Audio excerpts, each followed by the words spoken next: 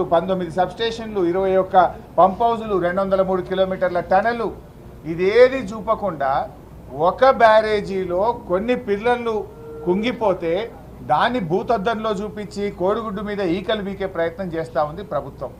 నేను అంటా ఉన్న ఈ ప్రభుత్వాన్ని మీరు వెళ్తా ఉన్నారు, సంతోషం, వెళ్ళండి. వెళ్ళేటప్పుడు మార్గ మధ్యంలో రంగనాయక సాగర్ రిజర్వాయరు, మల్లన్న సాగర్ రిజర్వాయరు, గలగలా బారుతున్న కూడవెల్లి వాగు, ఫిబ్రవరి నెలలో కాళేశ్వరం నీళ్లతో ఈరోజు కూడా కూడవెల్లి వాగు గలగల బారుతుంది. పక్కనే ఉన్న పచ్చటి పంట పొలాలు కూడా చూసి వెళ్ళండి. కాళేశ్వరం ఫలితాల రైతులను అడగండి. మీరు వెళ్తేటప్పుడు దుబ్బాకలో, సిద్దిపేటలో, బెజ్జంకిలో, కరీంనగర్లో, గజ్వేల్లో కాళేశ్వరం ఫలితాలు అందుకున్న రైతులను అడగండి.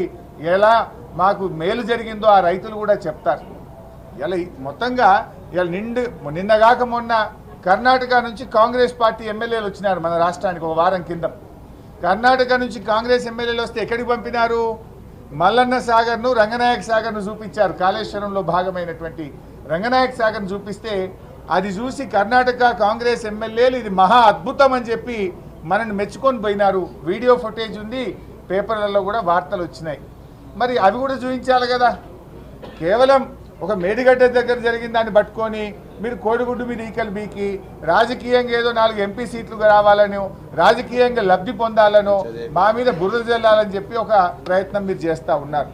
అసలు మీ ప్రభుత్వం ఫెయిల్ చేసినారు.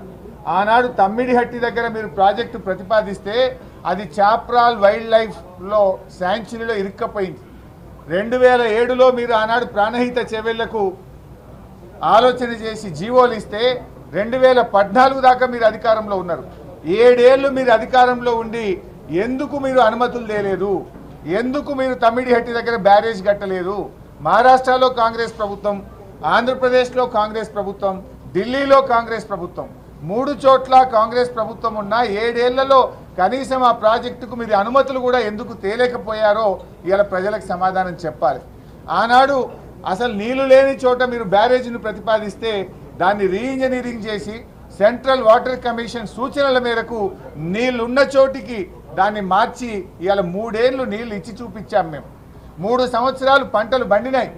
ఇవాళ ఎస్ఆర్ఎస్పి స్టేజ్ 2లో బారినాయి కాళేశ్వరం నీళ్లు, ఎస్ఆర్ఎస్పిలో బారినాయి కాళేశ్వరం నీళ్లు, ఉమ్మడి మెదక్ జిల్లాలో బారినాయి కాళేశ్వరం నీళ్లు, కరీంనగర్ జిల్లాలో బారినాయి కాళేశ్వరం నీళ్లు, ఎస్ఆర్ఎస్పి రివర్స్ పంపింగ్ చేసి శ్రీరామ్ సాగర్ ప్రాజెక్టుకు చేరినాయి కాళేశ్వరం నీళ్లు. దాని ద్వారా కోట్లాది రూపాయల పంట పండింది, 3 కోట్ల మెట్రిక్ టన్నుల వడ్లు పండినాయి. నిజాలు చెప్పకుండా కేవలం ఒక సంఘటనను తీసుకొని మీరు బురద జల్లే ప్రయత్నం చేస్తుండ్రు. మీరు ఇప్పటికే 5 మంత్రులు పోయినారు, విజిలెన్స్ టీం పోయింది. దానికి ఎక్కడ తప్పు జరిగిందో తప్పకుండా గుర్తించండి, చర్యలు తీసుకోండి, వెంటనే బ్యారేజ్ను పునరుద్ధరించే పని చేయండి. ఇవాళ కూడా నీళ్లు తీసుకోవడానికి అవకాశం ఉన్నా నీళ్లు తీసుకోకుండా, రైతులకు నీళ్లు ఇవ్వకుండా కేవలం గత ప్రభుత్వం మీద బురద జల్లాలనే ఒక దురుద్దేశంతో మీరు ఇలా ప్రాజెక్టును రెక్టిఫై చేయకుండా, రిస్టోర్ చేయకుండా కాలయాపన చేస్తూ ఉన్నారు. మళ్ళీ జూన్ జూలైలో వర్షాలు వస్తాయి. మీరు త్వరితగతిన నిర్ణయం తీసుకొని ఆ బ్యారేజ్ను రెక్టిఫై చేసే ప్రయత్నం చేయండి. ఇప్పుడు కాళేశ్వరం అంటే ఒక మేడిగడ్డ బ్యారేజే కాదు కదా.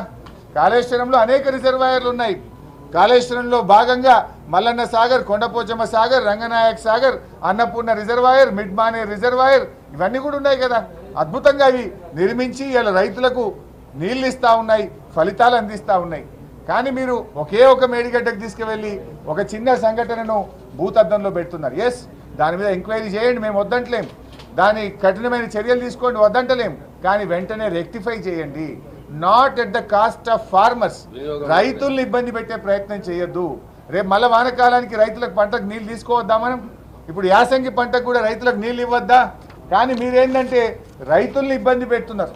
రాజకీయాల కోసం రైతులకు నీళ్ళు ఇవ్వకుండా చేసే ప్రయత్నం చేస్తున్నారు. గతంలో కాంగ్రెస్ ప్రభుత్వం అధికారంలో ఉన్నప్పుడు పంజగుట్ట ఫ్లైఓవర్ కడుతుండగానే, నిర్మాణంలో ఉండగా పంజగుట్ట ఫ్లైఓవర్ కూలిపోయి 20 మంది చచ్చిపోయింది ఆ రోజు. ఇగో ఇది ఫోటో. ఇది మరి ఆనాటి ప్రభుత్వంలో కూడా ఫ్లైఓవర్లు కూలిపోయినాయి కదా. గతంలో పుట్టంగండి రిజర్వాయర్, ఆనాటి ముఖ్యమంత్రి గారు పుట్టంగండి రిజర్వాయర్ను ప్రారంభిస్తే సాయంత్రానికే నీళ్లు బయటకు పోతే వెంటనే బంద్ చేసినారు కదా. దురదృష్టవశాత్తు కొన్ని సంఘటనలు జరుగుతాయి. ఆనాడు దేవాదుల్లో కూడా మీరు పంపులు ఆన్ చేయగానే పటాకుల్లాగా పైపులు వలిగిపోయి నీళ్లు గాలిలోకి ఎగిరినాయి, ఆకాశంలోకి ఎగిరినాయి. దాన్ని రెక్టిఫై చేయలేదా? తప్పు జరిగినప్పుడు తప్పకుండా దాన్ని రెక్టిఫై చేయాలి.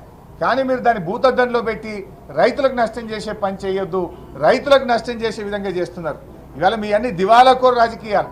మేము ముందుగానే నల్లగొండలో సభ పెట్టాము. ఈరోజు కృష్ణా జలాల విషయంలో మీరు ప్రాజెక్టులను కేంద్ర ప్రభుత్వానికి అప్పచెప్పి రాష్ట్ర ప్రయోజనాలు మంటగలుపుతున్నారని చెప్పి ప్రజా ఉద్యమానికి మేము లేవనెత్తినాం. దాంతో మీరు కళ్ళు తెరిచి అప్పటిదాకా నిద్రపోయింది మొద్దు నిద్రలో ఉన్నారు. ఈ కాంగ్రెస్ పార్టీని ప్రజా ఉద్యమంతో మేము తట్టి లేపితే నిన్న మీరు అసెంబ్లీలో తీర్మానం చేసి ప్రాజెక్టులు అప్పచెప్పమని అప్పుడు నిద్రలేచిండ్రు. మీరు నిన్న లేచిండ్రు. అయితే ఇవాళ మా సభ ఉందని తెలిసే కావాలని మీరు పోటీ కార్యక్రమాన్ని ఏర్పాటు చేసినారు. ఈ ప్రజలు గమనిస్తూ ఉన్నారు. ఇవాళ మీ పర్యటన ఇది కొత్తది కాదు. ఆల్రెడీ 5 మంత్రులు పోయించారు. నల్లగొండలో మీరు ఎక్కడ ఎక్స్పోజ్ అవుతారో అనో, మీరు చేసిన తప్పు ప్రజల ముందు మీ పరువు ఎక్కడ పోతుందనో, మీ తప్పిదాన్ని కప్పిపుచ్చుకోవడానికి పోటీ కార్యక్రమాన్ని పెట్టుతున్నటువంటి కాంగ్రెస్ నీతిని ఇవాళ రాష్ట్ర ప్రజలు గమనిస్తారు.